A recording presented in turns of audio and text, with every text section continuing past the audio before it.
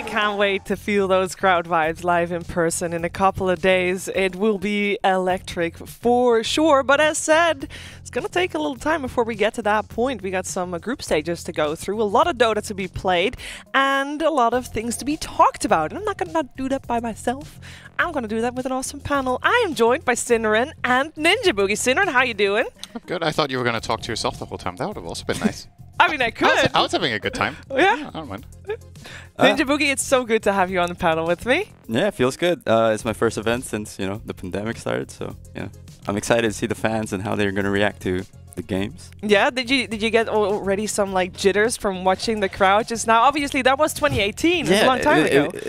I played in that tournament, so it kind of like gave me some flashbacks, Yeah. I saw a couple of fans wearing Mineski jersey, so I was like, "Whoa, feels good, feels good." Yeah, it's gonna be great. I'm very much looking forward to the final days. But don't get me wrong, I'm also looking forward to the days that we got coming your way, because there is a lot coming our way, because there's the group stages.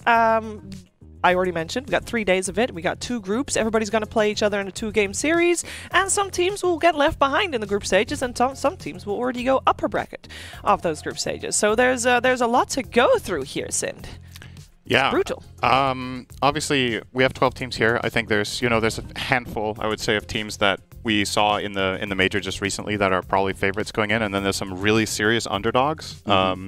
I personally am really hoping that a team like Alliance will show up and not just get crushed, right? Like, a lot of people will be, I don't want to say hate watching, but people will, they're not exactly the most popular team in some aspects, and I really hope that a team like that will show up and have a good time and show what they're made of, because I think the last couple of months for Alliance have just really been very poor.